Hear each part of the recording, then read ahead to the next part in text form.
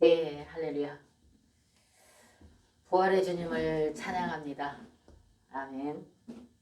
네, 오늘 우리가 은혜 받으실 하나님 말씀 보시겠습니다. 하나님 말씀은 로마서 14장 17절에서 18절 말씀을 보시겠습니다. 네, 페이지 수로 신약성경 258페이지입니다. 제 성경으로는 258페이지 로마서 14장 17절과 18절 말씀을 보시겠습니다. 제가 18절과 17절과 18절 말씀을 봉독해 드리겠습니다. 하나님의 나라는 먹는 것과 마시는 것이 아니요 오직 성령 안에서 의와 평강과 희락이라. 이로써 그리스도를 섬기는 자는 하나님께 기뻐하심을 받으며 사람에게도 칭찬을 받느니라. 아멘. 예, 오늘 본문을 보니까 18절을 보니까 이렇게 기재되어 있습니다. 하나님께 기뻐하심을 받으며 사람에게도 칭찬을 받느니라. 예, 이런 자는 행복하겠죠? 하나님께 기뻐하심을 받고 사람에게도 칭찬을 받는다. 그러니까 이런 삶은 행복하겠죠.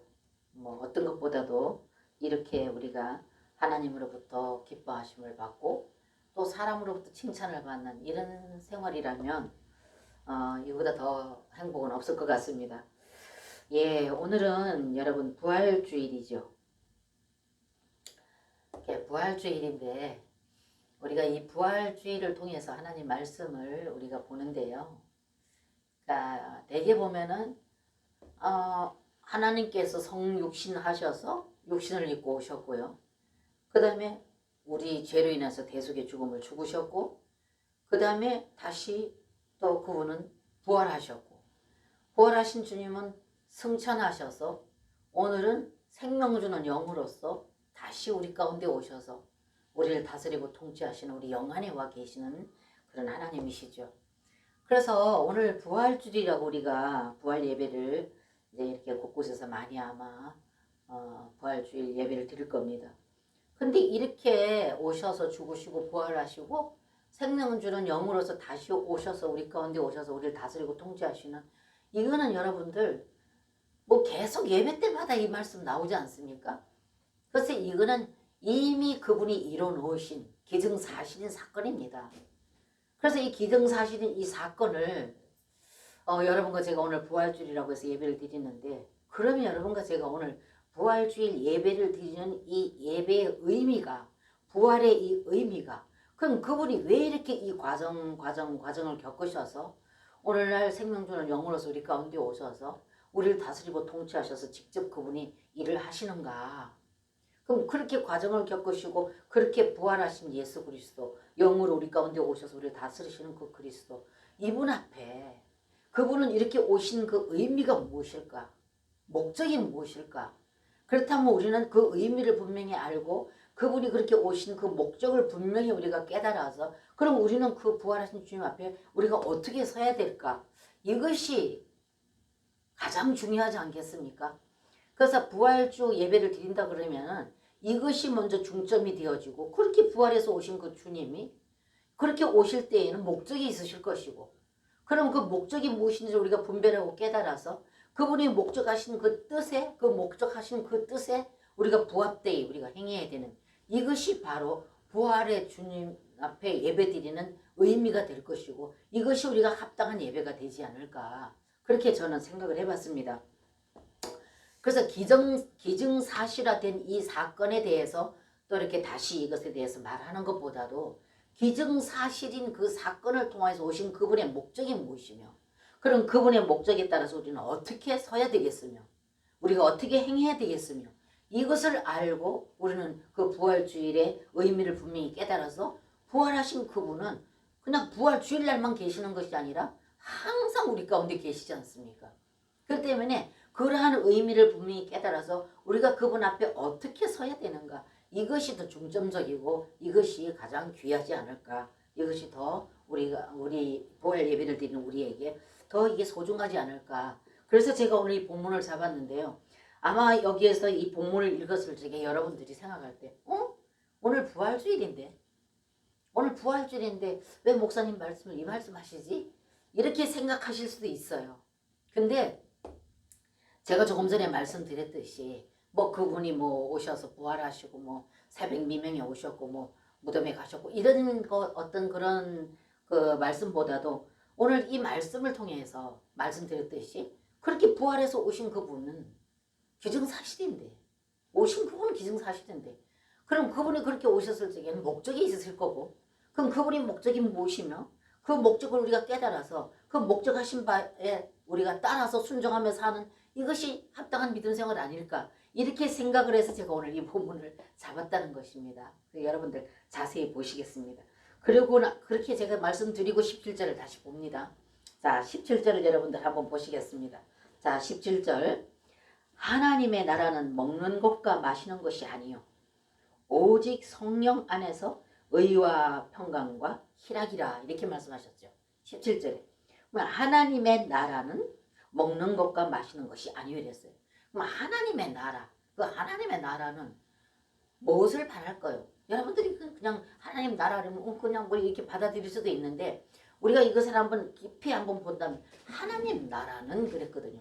그럼 하나님 나라는 뭐가 하나님 나라가? 어떤 것을 가지고 하나님 나라라고 할까? 이걸 어떤 정의를 내린다면은 아마 여러 가지로 있겠지만은 오늘 이 말씀에 하나님의 나라라는 것은 하나님의 다스림과 통치하시는 곳을 말하는 것입니다. 그래서 어느 나라 그러면 거기에 통치자가 있고 추종하는 자들이 있을 거 아닙니까? 그럼 하나님 나라 그러면은 여기에는 하나님이 다스리시고 통치하시는 그 나라, 그리고 하나님이 다스리고 통치하시는데 또 거기 통치하고 통치받는 한 나라, 이걸 말하지 않겠습니까? 그럼 하나님 나라 그러면 하나님이 통치자이실 것이고, 오늘 이 자리에 예배드리러 나온 여러분과 저 오늘날에 믿는 모든 자들이 다 그 통치를 받는 자들 아니겠습니까? 그래서 통틀어서 이것이 하나님 선택받은 귀한 백성들의 모든 삶을 말하겠죠. 그래서 오늘 말씀 보면 하나님의 나라는 먹는 것과 마시는 것이 아니요 이렇게 말하면서, 그 다음에 보면은 제일로 여러분들에게 제가 강조드리고 싶은 말씀이 오직 성령 안에서, 이 말씀을 강조드리고 싶습니다. 하나님의 나라는 먹는 것과 마시는 것 이것이 아니고 오직 성령 안에서 이랬거든요. 그래서 오늘 이 말씀에서 여러분들에게 제가 강조드리고 싶은 말씀이 바로 오직 성령 안에서, 원띵, 오직 성령 안에서 이랬거든요. 그러면서 바로 말씀하시는 것이 의와 평강, 희락, 이렇게 말씀하셨어요. 그럼 여기 의라는 건 제일 앞에 하나님의 나라는 먹는 것과 마시는 것이 아니요 오직 성령 안에서 의와, 이렇게 말씀하셨거든요. 그럼 여기 오늘 의라는 것이 뭘 말하겠습니까? 이 의라는 것은 하나님께서 오늘 말씀하는 이 말씀 안에서 의라는 것은, 의는 자기 자신에게는 엄중하고 상대에게는 관용을 베푸는, 이걸 가지고 하나님께서는 의다 이렇게 말씀하십니다. 그래서 하나님의 나라는 먹고 마시는 것이 아니라 의와 평강과 희락이 됐잖아요. 그럼 맨 첫 번째 두신 것이 의라는 것입니다. 그럼 이 의라는 것을 여러분들과 제가 한번 이걸 살펴볼 때에는 의는 내게는, 나 자신에게는 엄중하고 상대에게는 관용을 베푸는, 이것을 가지고 의라 이렇게 말씀하십니다. 그러면서 그 다음에 놓는 것이 평강과 희락이니라 이렇게 말씀하셨어요. 그러면 여러분 의와 이렇게 말하는데 나에게는 엄중하고 상대방에는 배려하는, 그리고 관용을 베푸는, 모든 허물을 덮고 관용을 베푸는, 이걸 말하지 않겠습니까? 이렇게 보세요. 여러분 이 순서를 한번 보세요. 하나님의 나라는 먹고 마시는 것이 아니고 의와 이랬으면 이 의라는 것이 내게는 엄중하지만 상대방한테는 배려하고 관용을 베푸는 것, 이걸 말합니다. 그래서 하나님 나라에 하나님이 다스리고 통치하시는 그 나라, 그리고 하나님이 다스리고 통치하시는, 그리고 그 하나님의 통치를 받고 추종하는 모든 백성 아니겠습니까? 그렇다면 오늘 이것이 교회 생활이겠죠. 교회. 우리가 첫 번째 둔다면 교회 생활로 보겠죠. 그럼 우리가 교회 생활 안에서 오늘 이 말씀과 같이 나에게는 엄중하고 나에게는 하나님의 거룩하신 말씀 안에서 말씀을 내게 대입시켜서 말씀을 내게 비춰서 이 말씀 앞에서 내게는 엄중합니다. 그러나 상대에게는 관용하는, 이걸 말합니다. 그래서 하나님의 나라는 먹고 마시는 것이 아니라 의와 평강. 조금 전에 제가 의를 제가 여러분들에게 말씀을 드렸는데 이러한 삶, 내게는 엄중하지만 상대방에게는 배려하고 관용하는 이런 생활이라면 여러분 어떻습니까? 교회 안의 생활이요. 그렇다면 이게 교회 안의 생활이 나에게는 굉장히 냉철하게 나를 판단하지만 다른 사람에게는 관용하고 베푸는 이런 걸 말한다면 교회 안에서 하나님 나라 안에서 하나님의 다스림 안에 있는 하나님 나라 안에서 이것이 실제화되어진다면 아마 교회 생활이 굉장히 기쁘고 즐거울 겁니다. 그리고 관계적으로 굉장히 행복할 겁니다.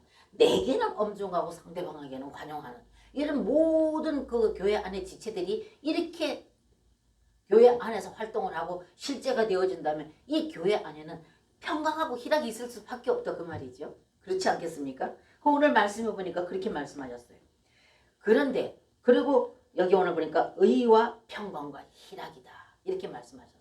그렇기 때문에 하나님께서 오늘 부활주일날 부활의 의미를 우리가 깨닫는다면 하나님께서는 그렇게 과정을 거치셔서 우리 영 안으로 들어오셔서 우리를 다스리고 통치하셔서 그 하나님의 그 통치 안에 있는 모든 자들은 이 삶이 가능하다는 걸 말씀하고 계십니다. 그래서 오늘 이 하나님의 의, 하나님 나라에는 먹고 마시는 것이 아니라 의와 그랬다는 이 의에 대해서는 내게는 엄중하고 상대방에게는 굉장히 배려하고 관용을 베푸는 이런 삶이 각자 모두에게 주어진다면 이 교회 안에서는 평강과 희락이 있을 수밖에 없다는 것이죠. 근데 여러분 한번 생각해 보십시오. 이 말씀이 오늘 제가 드렸던 이 말씀이 또 17절에 있는 이 말씀이 실제화되는 것은 우리가 이렇게 들을 적에는 어때요? 여러분들 들으면 맞아 끄떡끄떡 이렇게 여러분들이 지적으로 동의를 하겠지요. 아멘 하기도 하고요. 그렇다 한다 할지라도 쉽지는 않다는 겁니다. 이 생활이 내게는 엄중해요. 내게는 정말 하나님 말씀에 비춰서 나를 엄중하게 평가를 해야 됩니다. 그러나 상대방한테는 정말 배려하고 관용하는 이 삶 이렇게 되어질 때 그 안에는 희락과 평강, 평강과 희락 있을 수밖에 없다는 거죠. 그래서 이 말씀을 우리가 대입해서 본다면 마태복음 5장에 가서 보면요. 마태복음 5장, 6장, 7장은 선택받은 귀한 백성들의 뭐가 있다고요 거기에? 모두 선택받은 귀한 백성들의 모든 삶이 거기에 닦이죠. 그러니까 그 선택받은 귀한 백성들의 모든 생활을 어떻게 해야 되는지 그 5장, 6장, 7절에 헌법을 다 말씀하셨다는 겁니다. 선택받은 귀한 백성들의 헌법이 기재되어 있는 것이 마태복음 5장에서 7장까지입니다. 여기는 모두 선택받은 귀한 백성들의 헌법을 말씀해 놓으셨습니다. 그래서 거기에 보게 되면요. 마태복음 5장에 5절과 10절을 가서 보게 되면 뭐라고 말씀하셨느냐면 의에 줄이고 목마른 자 그리고 의를 위하여 핍박을 받는 자는 복이 있다 이렇게 말씀하셨어요. 의에 줄이고 목마른 자 의를 위하여서 핍박을 받는 자는 복이 있다 이랬거든요. 그럼 오늘 이 말씀과 같은 맥락이라는 겁니다.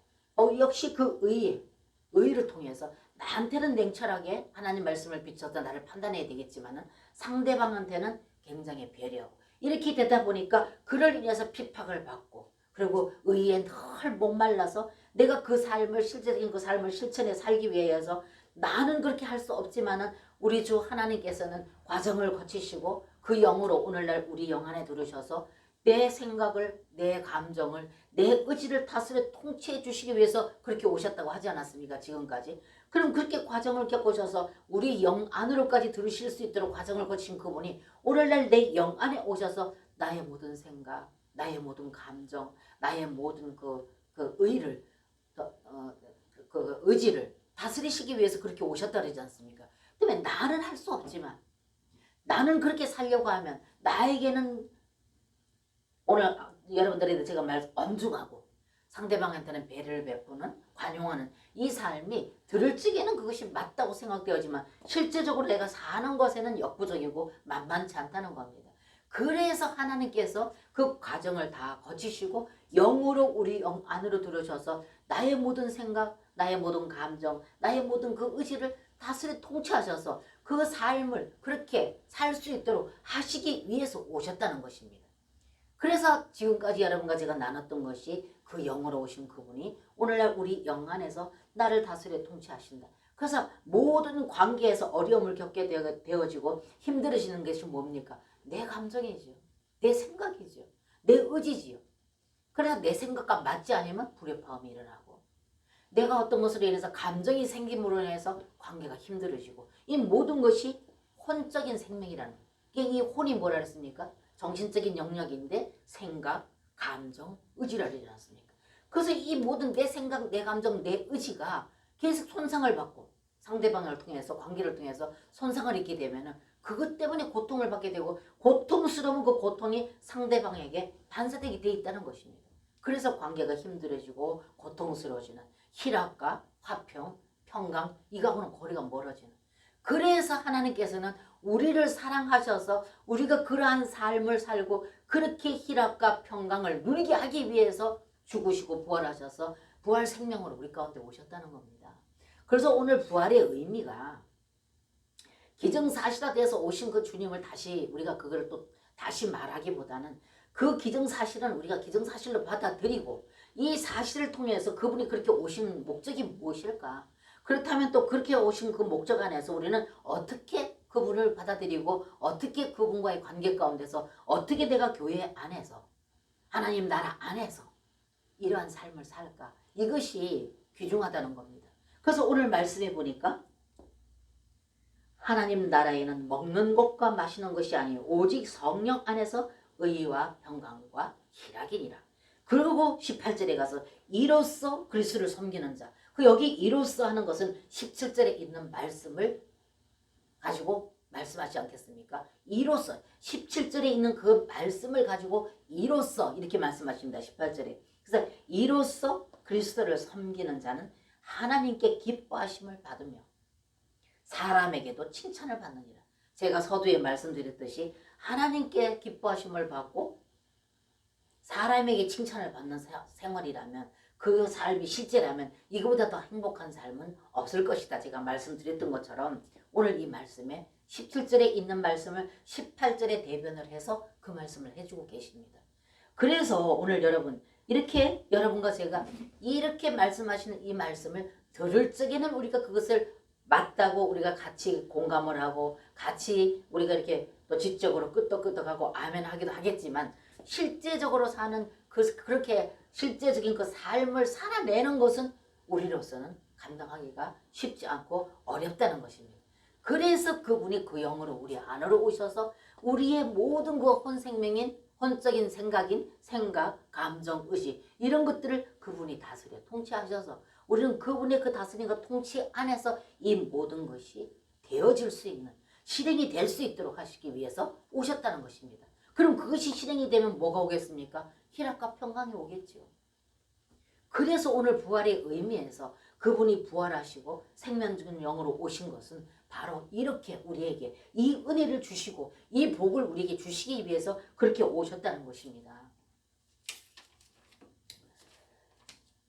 그래서요 여러분 보시면 15절 16절을 한번 봅니다. 그 위로 올라가서 17절 위에서 15절 16절 봅니다. 만일 식물을 인하여 내 형제가 근심하게 되면 이는 내가 사랑으로 행치 아니함이라. 그리스도께서 대신하여 죽으신 형제를 네 식물로 많게 하지 말라. 아멘. 그러면서 16절에 그러므로 너희의 선한 것이 비방을 받지 않게 하라. 이렇게 말씀하시면서 17절에 하나님의 나라에는 먹고 마시는 것이 아니요 이렇게 말했습니다. 제가 왜 이 말씀을 드리는지 여러분들 아시겠습니까? 그래서 이러한 삶이 우리는 매일매일 순간순간에 우리는 이루어져야 된다는 겁니다. 어떤 삶이요? 17절의 말씀과 같이 하나님의 나라는 먹고 마시는 것이 아니고 오직 성령 안에서. 그래서 여기 제가 성령 안에서를 자꾸 강조하는 겁니다. 성령 안에서 이것이 가능한 것이지 성령 밖에서는 가능하지 않다는 거예요. 왜? 누구나 다가 사람은 자기가 우상이라고 그러지 않습니까? 내가 기분이 좋아야 되고 내 뜻에 맞아야 되고 내 생각이 옳아야 되고 내 감정과 같아야 되고 내 생각과 같아야 되고 이럴 때 같은 사람한테는 내가 배려를 베풀고 관용을 하지만 나하고 틀린 사람은 안 이쁘단 말이죠. 그러다 보니까 그 안에 희락이 있을 수가 없고 평강이 있을 수가 없다는 것입니다. 그렇기 때문에 너희가 성령 안에서, 그래서 제가 늘 성령 안에서를 주목하라 지금 말씀드리거든요. 그래서 과정을 거치셔서 우리 영 안에, 영으로, 성령으로 우리 영 안에 들어서 계신다 그 말입니다. 그래서 우리가 여기 계시는 이분, 그런데 이분은 어느 성전 안에 예배드리는 장소에만 계시는 것이 아니라 우리 영 안에, 그래서 너희가 하나님이 거하시는 성전인 줄 알지 못하느냐? 고린도전서 3장 15절에 있지 않습니까? 그렇기 때문에 그분은 어느 한 장소에 그냥 거기에만 국한된 것이 아니라 그분은 우리 영 안에 와서 성전 삼고 계시기 때문에 어느 곳에서라도 그분과의 그 관계가 가능하다는 것입니다.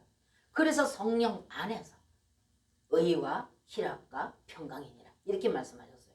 그래서 그분은 그렇게 과정을 겪으시고 오셨다는 거예요. 그래서 오늘 이 부활주의 부활의 의미가 이러한 의미가 있다는 것을 여러분들에게 지금 말씀해 드리면서 오늘 여기 15절 16절에 가서 보면은 한낱 식물, 내가 만일 식물을 인하여 내 형제가 근심하게 되면 이는 내가 사랑으로 행치 아니함이라. 그리스도께서 대신하여 죽이신 형제를 내 식물로 많게 하려 하지 말라 이랬습니다. 이거는 여러분 우리가 주님 안에서 우리가 물론 이제 부활주 되면 사순절부터 고난주간 또 고난주간에서 오늘같이 부활주를 맞이할 때는 다른 때보다 아마 많이들 이게 분주할 겁니다. 마음들이. 왜냐하면 사순절을 거쳐서 고난주를 거쳐서 부활주에 이렇게 예배를 또 부활 예배를 드린다 이렇게 하면은 이게 기독교에서 3대 절기잖아요. 그럼 이게 부활주를 굉장히 크게 의미 있게 둘 텐데 이 부활주 그러면 여러분들 미리부터 금식하면서 또 고난, 예수님의 고난에 참여하는 그 고난, 또 그 다음에 부활주 달에만 부활 오신 부활의 기쁨 이렇게 해서 다른 때보다 뭐 여성교회나 남성교회에서도 뭐 준비도 여러 가지 있을 것이고 또 주방에도 더 화려해야 될 것이고 먹거리도 더 풍부해야 될 것이고 또 더 나가서는 이런 어떤 부활주에 대한 이 절기에 대해서 여러 가지 이렇게 분위기가 있기 때문에 오래전부터 분위기를 계속 한 달 전부터 띄워왔기 때문에 이 부담이 있기 때문에 또 다소 하나님께 드리는 헌금까지도 여러분 부담이 다른 때보다는 달라질 것이라는 것입니다. 그래서 여기 하나님께서 말씀하시는 겁니다. 15절 16절에 만일 식물을 인하여 내 형제가 근심하게 되면 이는 내가 사랑으로 행치 아니함이라. 그리스도께서 대신하여 죽으신 형제를 내 식물로 많게 하지 말라. 그러므로 너희의 선한 것이 비방을 받지 않게 하라 이렇게 말씀하셨어요. 그러면서 17절에 가서는 하나님 나라는 먹고 마시는 것에 있는 것이 아니라 하나님의 의와 평강과 희락이라 이렇게 말씀하셨습니다. 그래서 여러분 이러한 삶이 조금 전에 제가 말씀드렸듯이 만만치 않다는 거예요. 생각처럼 쉽지 않다는 겁니다. 그래서 성령 안에서 영 안에서 그래서 예수 그리스도 통치와 다스림을 받는 그 안에서 그래서 너희가 내 안에 내가 너희 안에 그래서 늘 그분과 하나됨에 대해서 제가 수도 없이 지금까지 설교를 해오지 않았습니까? 그래서 그분은 그 과정을 겪으시고 영으로 우리 영 안에 들어오셔서 우리가 할 수 없는 그 어떤 감정과 생각과 의지를 그분이 다스려 주시기를 우리에게 오셔서 그러므로 해서 그 성령 안에서 그 다스림을 받는 그 성령 안에서는 희락과 기쁨이 평강이 있다는 것입니다. 그래서 그분은 그 과정을 겪으셔서 부활하셨고 부활로 끝난 것이 아니라 다시 승천하셔서 생명 주는 그 영으로서 우리 영 안에 실제로 들으셔서 우리를 다스리고 통치하십니다. 그래서 성령 안에서 영 안에서 이러한 삶은 교회뿐 아니라 가정도 마찬가지. 또 우리가 어떤 사회적인 어떤 면에서도 마찬가지. 어느 곳에서라도 모든 사람들이 다 이렇게 성령 안에서 그분의 다스림과 통치를 받게 된다면 거기가 천국일 것이다 그 말입니다. 그래서 이미 천국은 왔다. 그분이 그렇게 과정을 겪으셔서 그분이 다스림과 통치를 받는 그곳에는 희락과 평강이 있기 때문에 천국이 왔다는 거예요. 여러분 그러잖아요. 어디 가서 좀 정말 고통스러운 데 갔다가 고통스러운 장소에서 조금 장시간 머물러다 나올 적에는 아우 지옥이야 지옥 이러잖아요. 근데 조금 여러분들이 정말 풍요롭고 정말로 여러분들이 마음에 만족함을 느껴도 여기가 천국이야 이러지 않습니까?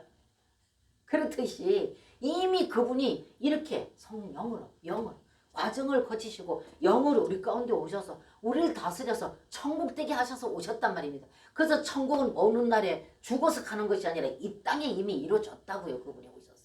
그래서 그분 안에서 오늘 말씀같이 희락과 평강을 누리는 그것이 천국입니다. 여러분. 그래서 이 땅에서 누리지 못하는 자는 하늘나라의 것을 누릴 수가 없죠. 이 땅에서 그분을 해서 누려야 우리는 그 믿음 가지고 천국을 갈 거 아닙니까? 그래서 부활의 의미가 오늘 이 말씀을 하는 겁니다. 그래서 여러분과 제가 이것을 통해서 이 말씀을 통해서 여러분과 제가 정말로 하나님 나라는 이 하나님 나라는 그분이 다스리고 통치하는 것 적은 것 구역예배도 마찬가지 또 개인적인 어떤 죽음 1대1의 어떤 관계에서도 마찬가지 교회에서도 마찬가지 사회에서 어느 곳에서라도 성령 안에 원띵 오직 그래서 오직 성령 안에 성령 안에서 의와 평강과 희락이다 이렇게 말씀을 하셨습니다. 그래서 여러분 제가 오늘 여러분들에게 말씀드린 것이 특세를 한다. 부활주를 위해서 특세를 한다. 특별한 새벽 기도를 한다. 예에서 나오지 않던 사람들까지도 다 그냥 일깨워서 나오게 하고 물론 그렇게 해서 잠자는 믿음을 이렇게 세워서 생명 있는 믿음으로 다시 회복되어지는 이거 귀중합니다. 그러나 그만큼 귀중한 만큼 또 여기 절기 이것을 계속적으로 거기에 대한 고조를 시키고 부추기고 거기에 대한 것을 사람들에게 성도들에게 계속적으로 이것을 그분들에게 이걸 주입을 시키면 거기에 대한 불협화음도 많이 따라간다는 것입니다. 그래서 우리는 이 부활주를 우리가 맞이할 때 어떤 부활주에 대한 어떤 그런 어떤 그 분위기를 자꾸 고조시켜서 거기에 자꾸만 이렇게 사람들이 마음을 거기다가 계속적으로 그 고조된 그 어떤 고조시키는 그 고조에 의해서 이 마음의 부담을 갖는 어떤 이런 것보다도 오늘 제가 드렸던 말씀과 같이 이 말씀과 같이 정말로 성령 안에서 하나 되어지고 그 영 안에서 그분과 하나 되어지고 그래서 그 머리 대신 그렇게 예배소서 1장 23절에 가서 보기는 뭐랬습니까? 머리이신 그분 안으로 자란다 그랬습니다. 그럼 우리는 이 머리에서 모든 것을 지시함으로 모든 지체가 움직이지 않습니까? 그러니까는 어느 곳에서라도 머리이신 그분 그러니까 그분이 이제는 어떻게 해요? 그 과정을 거치셔서 영으로 우리 영 안에 들으셔서 우리 생각과 감정과 의지를 다스려 통치하기 때문에 우리는 머리이신 그분이 항상 내 영 안에 계신다는 것입니다. 그래서 머리이신 그분으로 인하여서 통치받고 다스림을 받을 때 어느 곳에서라도 이 사랑과 화평과 평안함과 희락이 있을 것이라는 것입니다. 그래서 그분은 그 과정을 겪으시고 우리 가운데 오셨습니다. 그래서 제가 우리 교회는 여러분들에게 여기에 현수막을 붙이고 미리부터 뭐 계속적으로 이 부활주일에 대한 고난주일에 대한 이런 것을 여러분들에게 계속적으로 이거를 제가 들리지 않는 것이 그 이유 때문입니다. 그렇기 때문에 여러분 이미 부활하셔서 승천하시고 생명주는 영으로 오셔서 우리를 다스리고 통치하시는 이 시대에 신약시대 이 시대에는 매일매일 부활의 주님입니다. 매일의 순간순간 머리 대신 그분을 통해서 그분 안에서 다스림받고 통치받는 이 삶은 이미 부활하셔서 오신 주님이 이미 오셔서 그 일을 하고 계시기 때문에 우리는 매일매일 부활의 주님과 매일매일 같이 연합하여 사는 겁니다. 같이 교통하고 같이 사랑의 관계가 되어서 같이 누리고 함께 그분과 연합되고 하나 되어져서 그분을 위해서 기뻐하고 즐거운 이 삶은 매일매일 순간순간입니다. 그래서 유독히 부활주의를 유독히 우리는 강조해서 부활주의에는 어떤 그런 어떤 분위기를 계속 이렇게 부추기고 그럼 어떻게 어떤 면에서는 교회에는 그것을 통해서 또 많은 도움이 될 수도 있어요. 그러나 그것보다 더 귀중한 것은 매일매일 부활하신 그 주님 매일 부활 주님이 부활의 생명이 되셔서 우리 믿는 자 안으로 들어오셔서 그 믿는 자들 다스리고 통치하셔서 매일매일 뭐 연합되면 연합되고 뭐 여러 가지 모임이면 모임 아니면 개인이면 개인 부활의 주님으로 인하여서 희락과 평강을 누리게 하시기 위해서 그분이 그렇게 오셔서 부활주로 오셨고 생명으로 오셨고 그래서 오늘도 우리 안에서 우리와 하나 되기를 원하고 또 하나 된 우리들은 그분의 다스림과 통치 안에서 매일 순간순간마다 부활의 주님으로 희락과 평강을 누리기를 원하신다 그 말입니다. 그래서 그분이 육신으로 오셨고 또 때가 됨으로 죽으셨고 또 부활하셨고 부활하신 그분은 승천하셨고 그 다음에 하나님께 가서 취임식하시고 그 영으로 다시 우리 영 안으로 들으셔서 우리와 연합하고 동거하시는 그분. 그래서 요한복음 14장 23절에 가서 보면은 그분이 우리 안에 거처를 정하고 오셔서 동거하신 것을 말씀하고 있습니다. 조금 전에 제가 말씀드렸듯이 고린도전서 3장 15, 16절에도 보게 되면은 그분이 성전 삼아 와 계신다. 그래서 너희가 성전인 줄 알지 못하느냐 이렇게 말씀하지 않았습니까? 그래서 늘 우리 가운데 와셔서 오늘 이 시간도 내일도 모레도 글패도 지금까지 우리가 또 예배 드려왔던 모든 그 삶 가운데서도 부활의 주님이 이미 오셔서 우리에게 희락과 평강을 누리길 원하시고 계신다는 것입니다.